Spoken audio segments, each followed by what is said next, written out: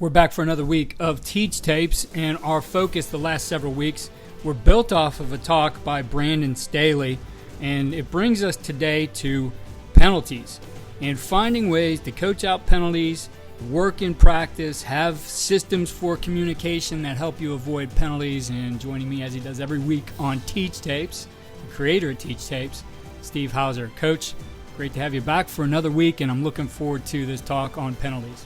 Yeah, hey Keith, be good to go over some things. Obviously, some great games again coming down to these small margins, and how can you shave and refine those little edges to figure it out. I mean, sometimes it's easier when we've got the remote in our hand or the clicker at the computer, but it's just how do you mentioned just program and structure. How do you try to get these things ahead of time and learn from what other people had to go through in real time? And we're going to start with the pre-snap penalties, and those might be the most frustrating ones because in a lot of ways they're within our control. It's about focus, discipline, etc. There's some of the things that happen with post-snap penalties that are because of aggressiveness and other reasons, and we'll talk about those, but the pre-snap penalties will drive you crazy. Two coaching quotes that come to mind recently. I mean, part of that Brandon Staley conversation, he said, I never want to be the least penalized team in the league because it means that we're coaching guys out of making plays, right? Obviously, the pre-snap things, and everybody gave Dana Holgorsen hell at some point, where is this on me? Where is it on the program? Like, he made that statement a couple of weeks ago, and Houston's a highly penalized team this year. But, yeah, there are things that we can and cannot control at times, but obviously the pre-snap stuff is the one that wants to light your hair on fire. I went through some of the SEC stuff, and A&M in the fourth quarter at Bama, they got two back-to-back false start penalties that put you in third and long goes to third and extra long, and you start to look at the call sheet and be like, how the heck am I supposed to have success? Auburn had 6 overall false starts against Georgia. Now they shift the D-line and do some things, but obviously that's not what you need when you're playing a team of that caliber. And Kentucky had 5 at home as a top 10 team, and they lose to South Carolina. And you look back, those are easy ways of how could we correct that. When you look at those, there are some coaching points. There are some tricks that you can teach your players to help them in these situations, if not for anything, but just to key them to not jump off sides or key them to stay in their stance and not flinch. And that ranges from both the offensive side of the ball, the defensive side of the ball. So I'll turn it over to you there and share some of those that you've seen and posted on Teach Tapes. Yeah, and it comes down to there's obviously scheme involved of situations of on offense. You got these outside receivers keying the ball, and there's no reason ever in the world to jump off sides. They're keying movement, but there was a physical reminder that I was coached up on in my career of just literally crossing your fingers. Like there's a physical reminder to go with that. Keith, before we jumped on the show, you'd talking about a program word to alert if 2 guys were in motion and just shut it down, make sure we're reset. Other people have said it's a no-brainer. Just have your eyes closed. Like there is nothing to see. There's nothing to flinch. We're not running anything. We're going to look over to the sideline and get a call. We had something at Oklahoma State of we're going to look over and they do flinch. We're just running 4 verts and taking a shot because now it's a free play. If they do move, who's going to be the person that now changes the line of scrimmage? It impacts that to get that false start penalty. It's got to be within their cylinder. Their influence is kind of how they reference that in the ref mechanics of it all. Something kind of silly happened a couple of years ago where it was a punt play and a gunner on the far side of the field is the one that tried to say he jumped and he sparked me from going over. Well, now it's a false start on the offense because that's not in your sphere, right? That's not the person that sparked you going off sides. So they called it on the punt team and the offense. So I think it's just important, even in those off-season things, like it's got to be the guy that's incited by that defensive player jumping in the neutral zone. So just little tidbits of things from, again, my offensive brain on that side. A couple of things. You mentioned the program-wide word for 2 men in motion, and it's one I heard from Dan Swanstrom, who's now at Penn. He was the head coach at Ithaca and really went over a ton of situations with his guys, but this was one that anybody in the program who saw 2 guys in motion, their word was Mayday. Anybody can make a Mayday call and yell it out to alert the guys on the field that we got 2 guys moving. Everybody needs to get reset before we snap the ball. And I think something like that is very useful. How many times Does somebody, whether it's on the field or on the sideline, see those things and there's nothing to alert your players to get set again, right?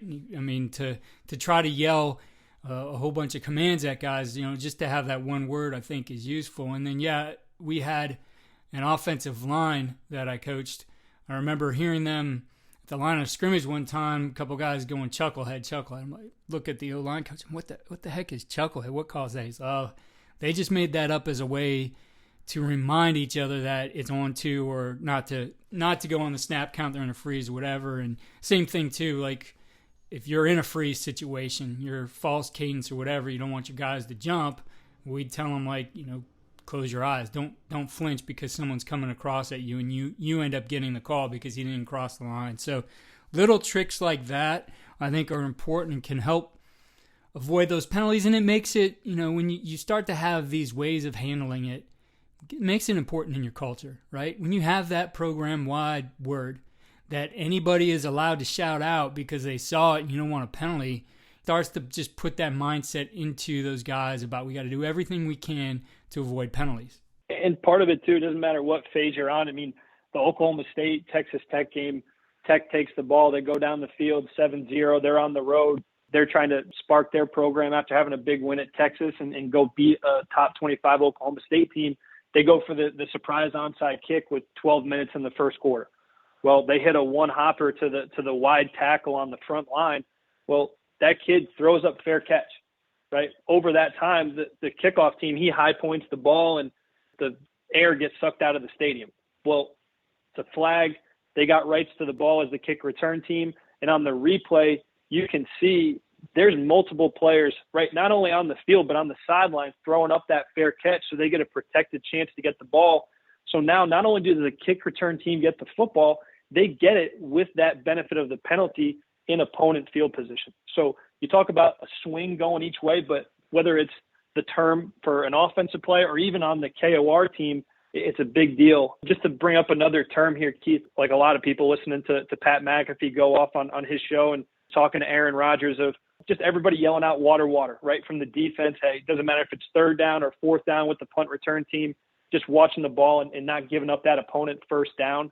Aaron Rodgers was on there whatever day he goes on and talking through how to go through and try to draw people off sides when you're on the road in a ruckus environment with a silent count, and whether it's a look or it's the guard tap and just the mechanics of that. But interesting there. And, there's an old clip from Bill Belichick of just talking with the defensive lineman of what do you think the offense is going to do when the ball's on the -1?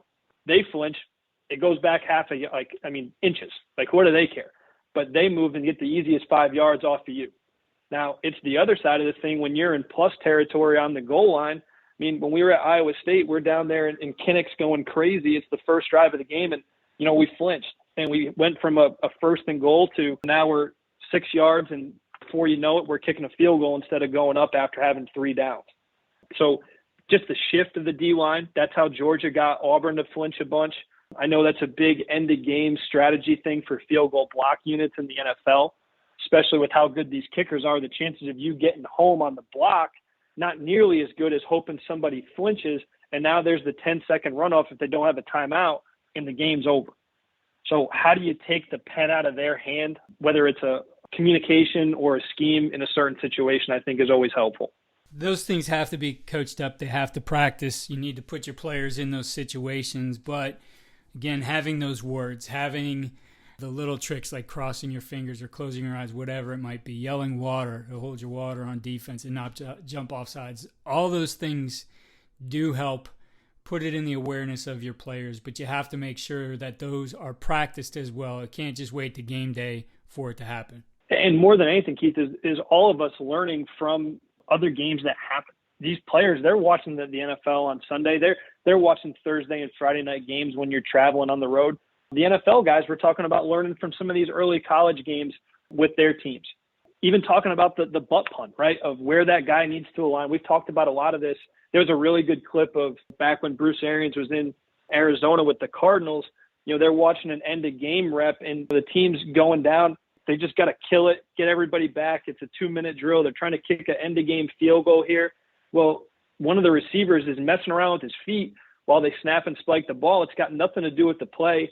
there's your 10-second runoff. They don't have a timeout. That's why they're trying to kill it in the first place, and that's a wrap.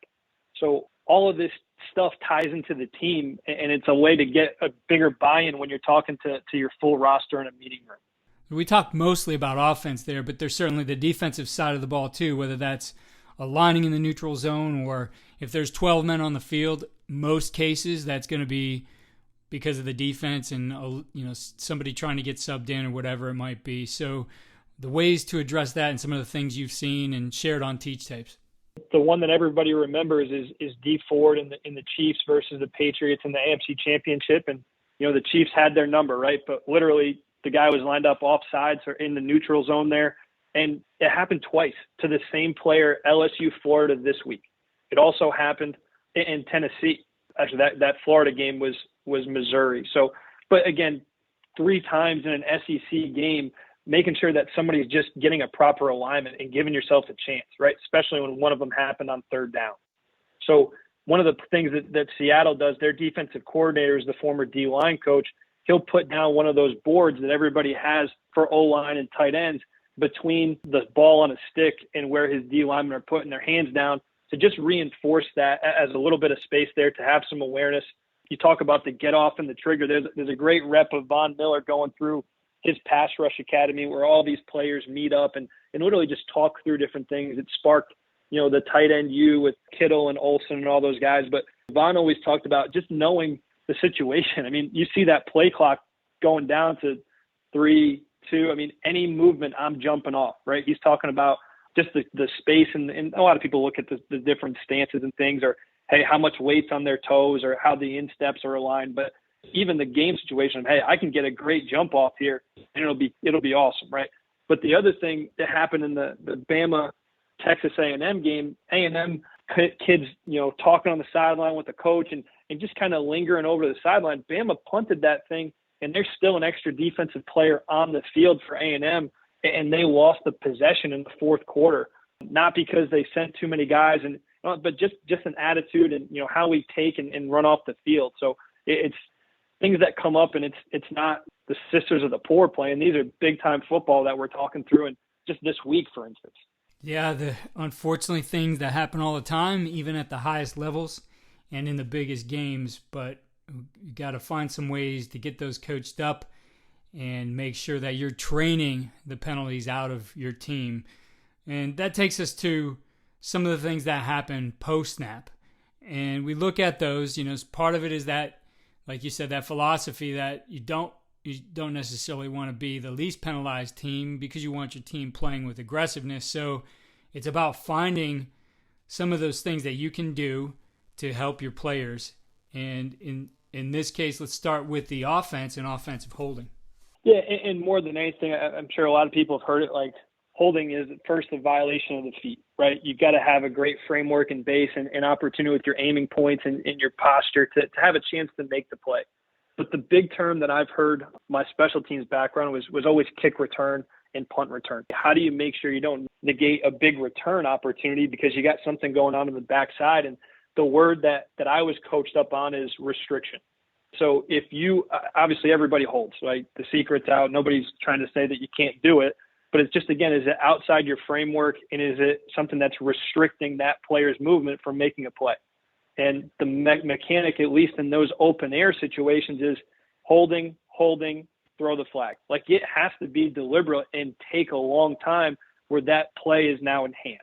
Obviously, there's a point of attack emphasis to all of it, but some things I saw just from the offensive line perspective is having a soft shoulder, right? Having different sets versus a stunt, just aiming points and having to reset late, and you're not in a position to sustain that.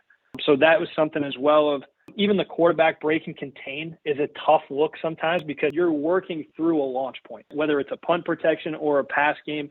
Again, these guys are blocking with an intent of where that mythical person is behind them. Well, that's a heck of, and I've heard the Schwartz brothers on Twitter talk about how hard that is for an offensive line to be called on holding when the quarterback breaks contain and you still got that guy on the breastplate, and now you look like you're restricting him because it's a different angle. You're actually seeing some of this stuff come up as well when an inside zone bubbles all the way front side. Well, their hat's on the inside V, they're driving their feet, and that defensive end makes a flailing movement, it's hard sometimes, and that's just football. But the biggest thing is understanding how you get your people set up in space. We talked a couple of weeks ago of Georgia had the bubble screen with, the run after catch and the explosives and getting the tight ends out there. But again, some of this pony stuff, you talked about it. I think it was the Eagles, right? They talked about, or the Bengals, how good those running backs can be in these dynamic offenses. Now, you got to have those running backs do some different things. Set them up for protection help, or even on the divide zone action in these play action shots, asking them to block a 280-pound defensive end. What's the right way to do that? So we're not holding. We can use the scheme to benefit those players so you're not handcuffed just by being in those exciting, explosive sets. I think when you look at some of these things too, I agree that something that happens within the play with a change in a guy, unexpectedly being in a different place, changes the reaction of the defense, puts that offensive guy in a bad position. But I think, how do you train those out? Well, it's certainly not doing up downs or sprints or anything like that.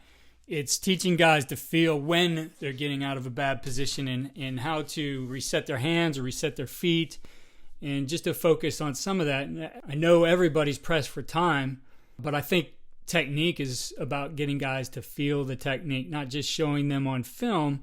So some of it is, all right, put that guy in that position. Let him feel what it feels like when this guy's starting to change his direction, pull away, whatever. The quarterback's left the pocket, angles change, all that kind of stuff. Teach him to feel that, and then teach him the counter to that, to how he can get himself back in a position that puts him in a chance to be successful in that, or at the very least, avoid a penalty. Sure. And I think a lot of people, especially with all the catapult data that's out there and keeping people fresh for the right moments where you're going to go win the game, like taking the collision out of the practice setting, people have done a great job with being pre-fit and really focusing on hand placement and, resetting and understanding where that proper leverage point is, both vertical and horizontal, right? Your pad level and where you are with your aiming point on that person's body with the leverage you want to own, but also thinking about how you can go through and throw a high screen in the right setting. Use that body position. And now I'm talking more the punt return, kick return world of knowing your angles and making sure is it a field return? Is he going to meet me coming up the pipe, going vertical? But the last thing, so Keith, you talk situational awareness. One of the things Belichick talked about with his offensive lineman in a mic'd up setting in practice, like it's the end of the half, or end of game. If you're an offensive lineman, we've got to be expecting scramble. So I also have to understand this play. We've got to keep this thing alive longer. The last thing I can do is hold in that critical situation. Or even the same thing of backed up. The last thing I want to be doing is holding in the end zone, and now it's a safety. So just having some awareness of the moment and what could potentially happen within that. On the other side of the ball, when we're looking at penalties at or around the line of scrimmage, one of the things that's happening, and certainly there's comedy in how people are saying, the NFL is treating it. Certainly it has become a concern, and a lot of scrutiny on the calls, but roughing the passer and what we can do to make sure that we're staying out of a bad position, that we don't get called, because that's always, you look at a lot of those are happening on 3rd and long, right? You're dropping back in the pocket. You're in a pass rush mentality, ears pinned back, getting after the passer. That's the last situation that you want a penalty called that's going to give them another 4 downs. Those situations are so hard to come by. You fight for them on all these other downs, and you feel like you've escaped that situation. Change the field position, let them punt. Now, guys are just out of control, right? These guys are finely tuned athletes that work 365. We got to make sure we can't be falling around by the quarterback's front knee. Like, there's just some player safety stuff, like hands to the face. You go to match that hand and you get it on the quarterback's face mask, it's going to get called. Like, I don't care if it's before Tua or after Tua, it's getting called. But what we see, like, and again, just studying these different reps in these different Power 5 conferences, a lot of movement pass. When guys are changing the pocket and someone from depth is adding in a double pass, a scramble, a screen. When things are drawn out, even sometimes that linebacker is green dogging in and he's got his ears pinned back and steam coming out of his ears because, man, the protection's already declared itself and I'm rushing. It's hard for these guys to pull back, and that's when we're seeing a lot of these roughing the passer opportunities happen. The other side of it would be unnecessary roughness, right? Just late hits, like things that, again, by a cut up or having an understanding of, guys, this is how the penalty gets created, is slinging that guy to the ground on the sidelines. Is it after the play's already been blown dead and we've stalled out his forward progress and something dumb happens after the whistle? Guys, we've already done the hard part. We've made the hard play. Just make sure we can shut it down and not have to redo that work. So let's progress and move these penalties down the field, starting on the offensive side of the ball. Things like offensive pass interference. We mentioned some things happening in a scramble drill, wide receivers blocking downfield, some of the things that come up frequently in these situations, and again, what we can do to avoid those. Yeah, and some of it's technique and some of it's scheme, but in the contested catch, the worst thing you can have is a receiver pushing off. God bless you if you do it with two hands, but extending out that arm and locking that out high on that DB's body, never a good look when the ball's in the air. One of the things I was really fortunate to learn from Casey Dunn was to play low on that hip and check and make sure you can even lift off or push out from the elbow and use that as kind of a forearm through that lower body to get that hip movement so he can't jump up, and it's not as obvious with that extended hand. All right, playing low, one hand, trying to use that flipper, if you will, to help yourself out in those contested catches. But the other thing is the pick plays. We've all run in the single receiver, picking that outside backer with the running back, running that rail or that kind of settling route versus that zone. But the biggest coaching point is obviously to run the route, right? You can't throw the hip out there or square up and take the charge. It's obviously even the pick play where you're running like a vert shallow and the running back's picking the mic. Man, sit down, give your shoulders to the quarterback because they're looking to call that stuff now. You got to have some savvy. I mean, there was one team that got called for it twice in one quarter on different types of plays. So having some awareness on that, but also the screen. And this is something now where, again, could be the receiver not going, hey, we always talked about one big, two little, right? Give that big threat upfield, come back negative to the ball and let that sidewalk alley be kicked out by the extending offensive lineman. If that guy does drift upfield, now we got those runners downfield. They're calling that as an upfield throw. Another great one that people have seen is that crack back off the divide zone, and now you hit the dump off to the tight end. But if that thing gets strung out with the quarterback, that timing's so important. If that ball does get upfield, now it's a bad look.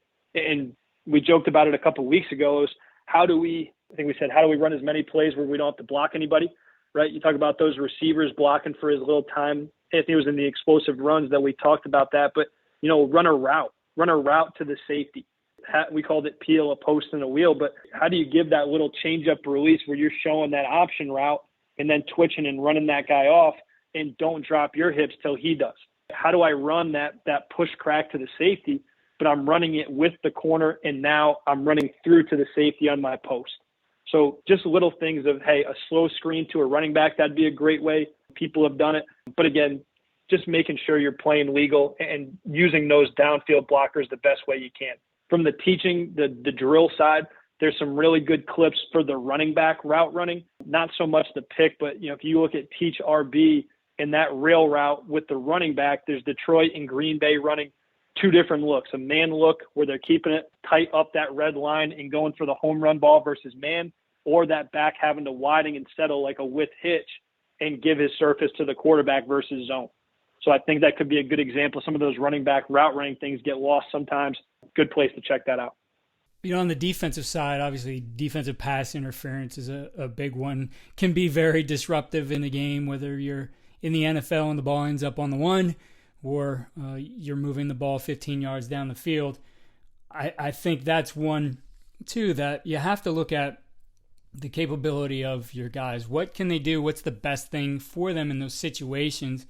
In one particular clinic I was taking a look at this week, it was Marvin Clessidor, who's now the defensive backs coach or the safeties coach at Temple. Temple doing an outstanding job on defense. And he was talking about some of the things they did while he was at Western Michigan in what he called a clamp technique, in these guys essentially playing in off coverage, kind of like would turn into a match coverage, but they're standing on the goal line, catching the guy there. And his point was, they avoid pass interference calls. They are able to better break up a back shoulder fade. They're really leaning on anything coming inside that they're able to, by alignment, take it away. But now then be able to see the ball and make those plays in the corner where they're not blindly going up because their backs to the ball. They kind of see some things and have a better point to get to, which helps them avoid those interference calls. So I do think some of it is if you're having it again and again, take a look at the technique. Take a look maybe even at the scheme, and does it need to be changed up a little bit from having to press in these situations to something like I mentioned there where they went to a more of a catch technique. Certainly. And I think a good point you bring up there, Keith, is just the field position, right? Understanding what I need to get away with in that moment, and kind of segueing it to the last thing I was going to bring up from the special teams perspective is what can I get away with on return units at the line of scrimmage versus downfield and open space. So if we kind of built it into the offensive defensive conversation we just had, one of the things, you watch John Fossil, he talks about sometimes with their kick return technique, they'll literally thud it up and wrap it like they're going through a form frontal tackle. And then the big part of the drill is resetting their hands, double under, getting their elbows in. But he's doing that and there's no restriction. Some other guys have done a great job. I saw a clinic by Rob Wenger at Minnesota. He's taught this for a long time with their punt return, called a lobster claw. Like you're literally clenching those guys in and clamping them, because what is every punt return team doing on the front line is going left and right? They're moving away from you. They're trying to disrupt the launch point and get into coverage. Well, that 3 yards of the line of scrimmage on punt return is basically a trench fight. They're not calling anything until you literally hip toss them and drag them to the field. And then you can get in down the line and be more savvy with your placement. On the NFL side, the Eagles, they do a three drill set for their punt return, and it's line of scrimmage, and they're literally long striding that guy because they're vertical setting in the NFL. Right, that's the first drill. They come through the chutes out of the 3-point stance, pretty old school. The next part they'll go to is when they're even leverage down the field. Right, they've transitioned from the line of scrimmage. They're building to that returner's alignment with the catch, and now they're pinning that shoulder and driving that guy out when they're even. If that guy does work to stack me, I've got to put my foot in the ground and get next level and help my buddies and make sure, because I can't block in the back. I got to play legal and help out, make that guy miss with the returner and set up a bigger play.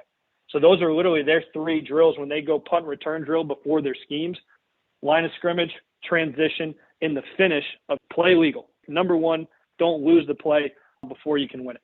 And all of these will be, like we did last week, curated in Twitter moments. It's at Teach Tapes. I think when you look back at what we talked about here, the whole idea is that you can do things to affect the penalties that are happening on the field in a positive way for you. Whether it's the communication, whether it's training certain techniques, or even looking at certain schemes to find out where are we having issues and what's the solution. This is an exercise in problem solving. There's a way to train these out of your players. All of them are happening for a reason. You have to get to the core of that and eliminate those. And as always, you have to coach everything up. And Keith, just to put a bow on it, the exercise we did with Brandon Staley's blueprint, there's a reason they're going over this as a key part of their off season in their fall camp. Because whether it's the scheme, whether it's the teaching in the meeting room, or how you're drilling it, there's got to be an intent behind what you do. Do we want to take the aggression out of these players? Absolutely not. There's things that happen pre-snap that we certainly can control with organization and communication. And then post-snap, like anything in life, it's working smarter, not harder. Is there offensive PI? Yeah, every DB coach in America will tell you there is. There's some ways better to do it than others. So hopefully that puts a good cap to what we've talked about with that blueprint. Those 4 areas that Brandon Staley talked about with explosives, turnovers, takeaways, penalties, and situational master. So glad we went through it, Keith. I hope that helps some people. Definitely, and we'll be back at it again next week, looking at a different aspect of what we can do to get better in season by focusing on some techniques. Steve, thanks again for putting this together and the preparation you did for this week, and look forward to another one next week. Thanks for having me, Keith.